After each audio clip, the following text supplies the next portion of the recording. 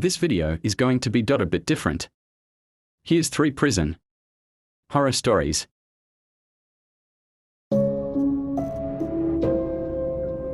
Black Hollow Prison. Black Hollow Prison wasn't just a prison, it was a death sentence. Hidden deep in the mountains, far from civilization, it housed the worst of the worst. Murderers, sadists, men whose crimes were too monstrous for the world. There were no appeals, no releases. Once you went in, you never came out. I was sent there as a guard, young, eager, and in desperate need of work. The warden, a gaunt man with hollow eyes, made it clear on my first day, you follow orders, you don't talk to the inmates unless necessary, and under no circumstances do you go near cell 606. That last rule stuck with me, not just because it was forbidden, but because the cell didn't exist. The cell numbers jumped from 6605 to 607, skipping right over 606. No doors, no markings, just an empty stretch of concrete wall. The whispers. Nights in Black Hollow were different. The air felt thick, suffocating as if the walls were breathing. Sometimes, when I patrolled past that empty space where 606 should be, I'd hear things. Whispers, faint, like someone was speaking from behind the walls. The words were always unclear, but the tone was pleading. I told myself it was the pipes or the wind, anything but what it truly sounded like.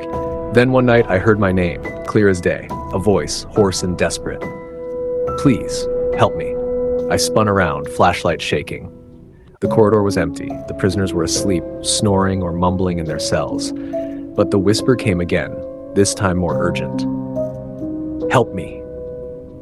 I knew I should have walked away, but I didn't. I pressed my hand against the cold concrete where cell 606 should be. The moment my fingers touched the surface, a wave of nausea hit me. My vision blurred, my ears rang. The whispers turned to screams, thousands of them, echoing from beyond the wall. I stumbled back, heart hammering, and the voices stopped. I reported it to the warden the next morning. He stared at me for a long time before finally speaking. You heard nothing. I opened my mouth to argue, but his face darkened. If you value your life, you'll forget about 606.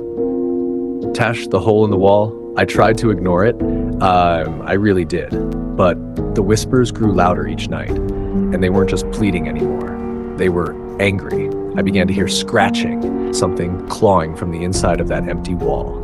One night, I made a decision that I would regret for the rest of my life. I waited until my shift was nearly over, when the prison was at its quietest. Then I grabbed a crowbar and went to cell 606. The wall was solid concrete, no seams, no doors. But as I pressed my ear against it, the whisper came again, clearer than ever. They put me here. Let me out. A chill crawled down my spine. I raised the crowbar and struck the wall. Crack! A thin fracture split the concrete. A gust of putrid, stale air rushed out, so foul I gagged. Crack! Another strike and a chunk of concrete crumbled away. Behind it was not another prison cell, it was a void. A vast, black emptiness, stretching deeper than my flashlight could reach. And inside that darkness, something moved. My hands trembled. My instincts screamed at me to stop. Then, from within the void, a face appeared. Not human, not alive. Its mouth was stitched shut. Its eyes, if they could even be called that, were nothing but sunken pits, writhing with something wet. Long, bony fingers clawed at the edges of the hole I had made, tearing the gap wider. And then it spoke, not from its mouth, but inside my mind. You let me out. I stumbled backward as the thing crawled through the wall. The lights flickered.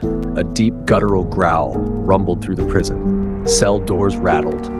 Alarms screamed. The last thing I saw before I ran was the thing smiling at me, a hideous skin-stretched grin. And then the lights went out.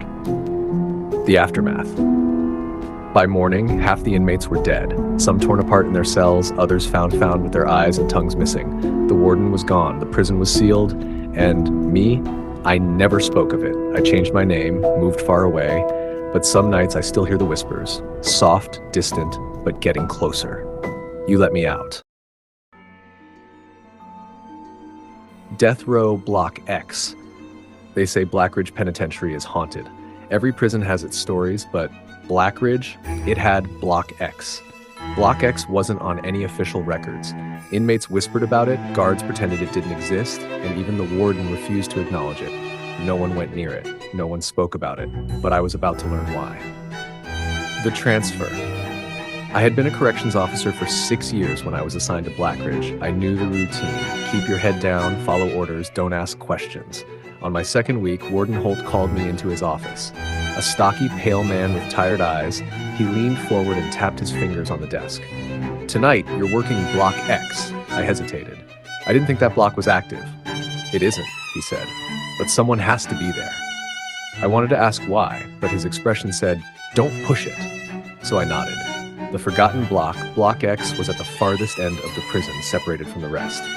It took 3 different keys to unlock the door, and when I finally stepped inside, a wave of cold air hit me. The cells were old, rusted bars, crumbling walls, but they weren't empty. Inside each cell was a single iron chair, bolted to the ground. The restraints were still in place, as if waiting for prisoners that no longer existed. The worst part? The writing, carved into the walls over and over again. "He is coming."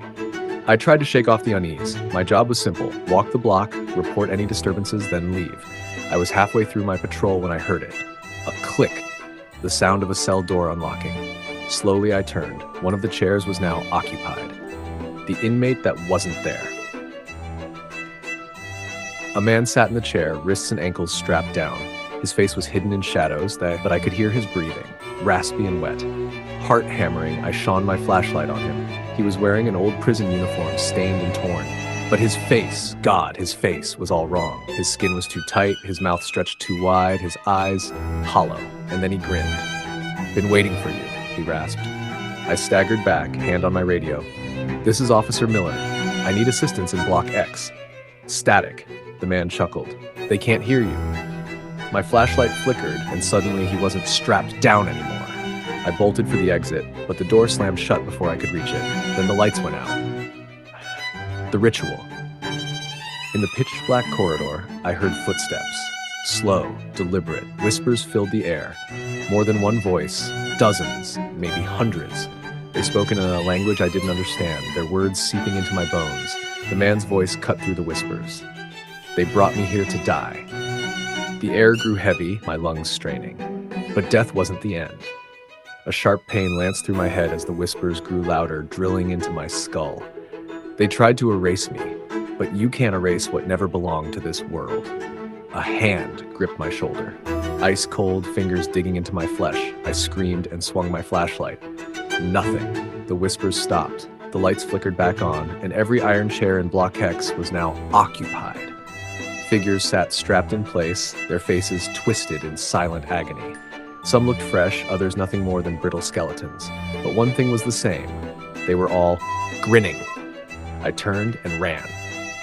The cover-up. I must have blacked out because the next thing I knew, I was waking up in the infirmary. The warden stood over me, arms crossed. "You saw him, didn't you?" I couldn't speak. My throat was raw, my body still shaking. "You weren't supposed to go near the chairs," Holt muttered. "They keep him contained." I stared at him, horror creeping in. He sighed. "You'll be reassigned. You'll forget this place. They all do." I wanted to protest, to demand answers, but my body was too weak.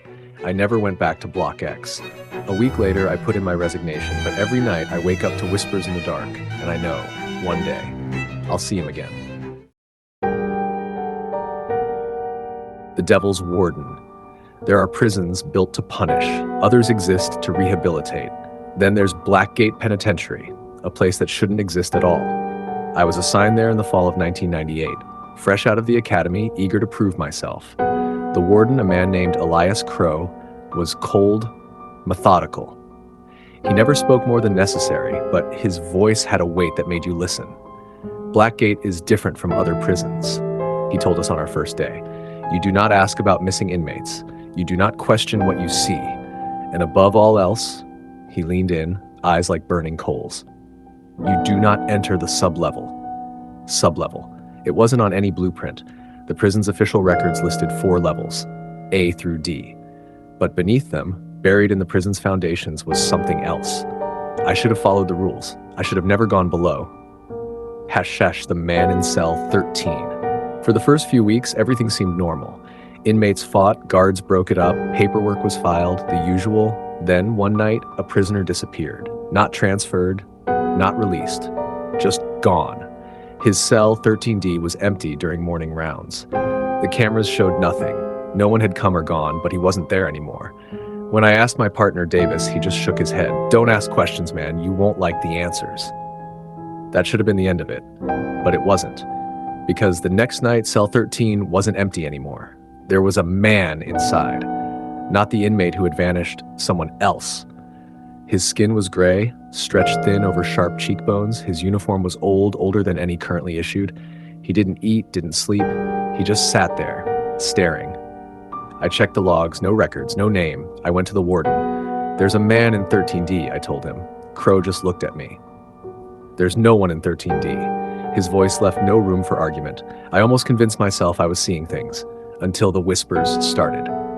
The sublevel. Nights in Blackgate were long, cold, silent, but ever since the man appeared in 13D, I started hearing it.